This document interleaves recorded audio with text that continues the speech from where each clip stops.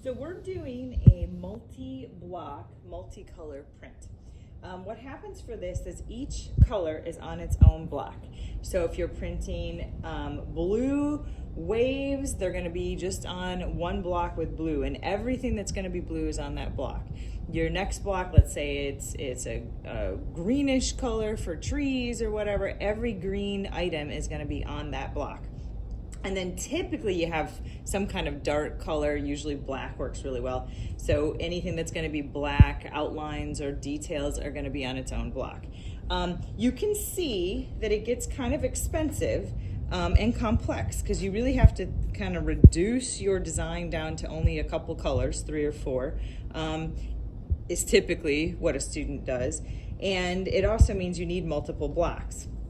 You can do this on the same traditional linoleum we've been doing, so I'd carve everything I want black on here, I'd carve everything that's gonna be blue on here, I'd print my blue block, actually you do it this way, right? I'd print my blue block, I'd print my black block, and so on and so forth.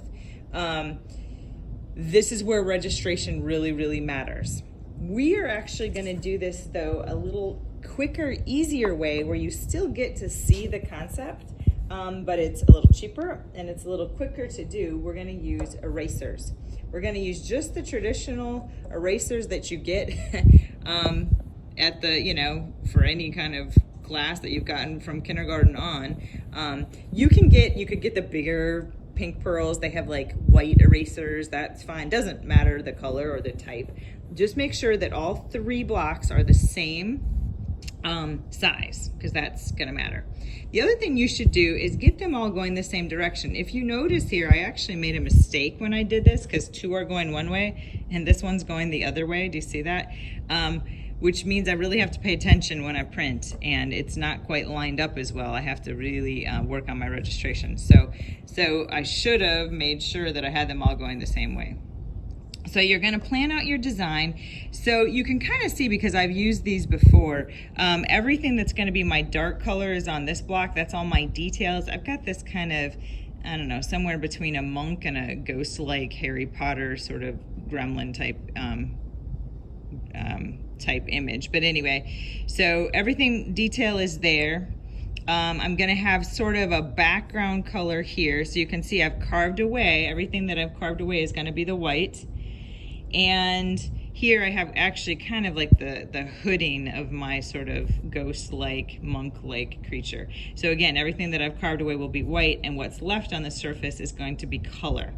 If, say, I'm making a face with just red lips, I would have only tiny, tiny little lips left here, and everything else would be carved away. Or if I'm making sort of blue eyes and blue lips, again, I'd have the lips sticking up and the eyes sticking up, but everything else would be carved away.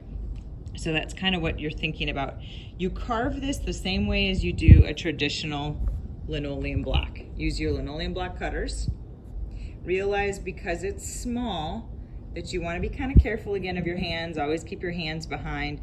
This will cut very quickly, very, very easily. So again, really think about safety as you're cutting. But what I'm going to do is show you how to print with ink. So I've got here 3 different inks I'm going to use. So I'm going to put, what was I going to do here? I think I'll do my background. Actually, I think I'll do my background is kind of blue, and my hood is kind of this tan color. Okay, so you can do a traditional registration method. These are so small, you can probably eyeball it, actually, kind of line it up by looking, and I wanted to show you that process. Ink pads are normally stored upside down. I've got them right side up so I can see what I'm doing. You don't want to do like rubbing, you really want to do kind of tapping, and I can tap my thing right on my stamp pad, or my eraser right on my pad, or I can probably do this way too. That's how you kind of ink the surface. But I want to make sure, and you can kind of look to see, I can see I've got nice ink over here, but it's maybe a little thin on this side. So I'm just making sure that it's all covered, and you're going to just simply press down. Normally we've got our paper on the reverse side. For this, because it's small enough, I can get good pressure just by pressing and get my image. Now I wanted to show you, so every time I do it I have to re-ink. It will take probably a little less time as you go because the ink sticks to itself since I've already used it. When you stamp, you don't want to kind of wiggle or rock, or you see what happens. You get a blurry image, okay? This is where you're really having to figure out where you're exactly setting your stamp down. One thing kind of cool, we've talked a bit about ghost prints. You can do that very quick and easily here. So if I don't re-ink and I just do one more, you can see how it's a much lighter version.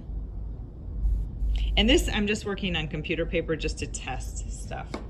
So actually, that's my detail. I'm gonna put that on last. I'm gonna start with, I'm gonna see actually if I can get the blue to show up, or the brown to show up on top of the blue. I'm not sure that I can. I may have to reverse these colors. So same thing, I'm gonna tap and stamp. You can see I hadn't had that fully inked there. Gotta make sure I get all the edges. I hadn't gotten that part inked. A little better. Still needs a little pressure there. And I'm gonna just see if this will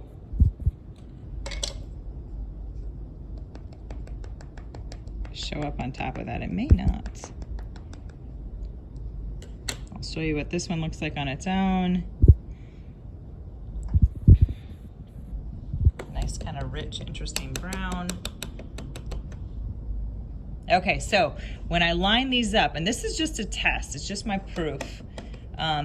I'm gonna make sure I line up the bottom edge, and I actually am gonna kind of get my head down by it and look at where I'm setting it down.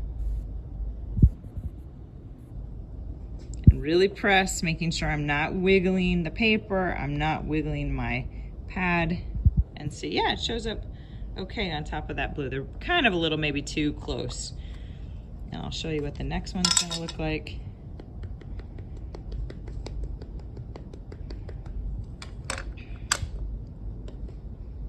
Same thing, I'm gonna get my head kind of down there, figure out where my edge is, and set it down and press. Okay, so you can see it worked really nicely. I'm going to, before I do my finished print, adjust my colors. It's a little too, there's not enough contrast there. I will mention this too, I don't normally leave everything open like this for a couple of reasons. One, ink pads dry out. But two, it's really easy to get confused on what's going to what color.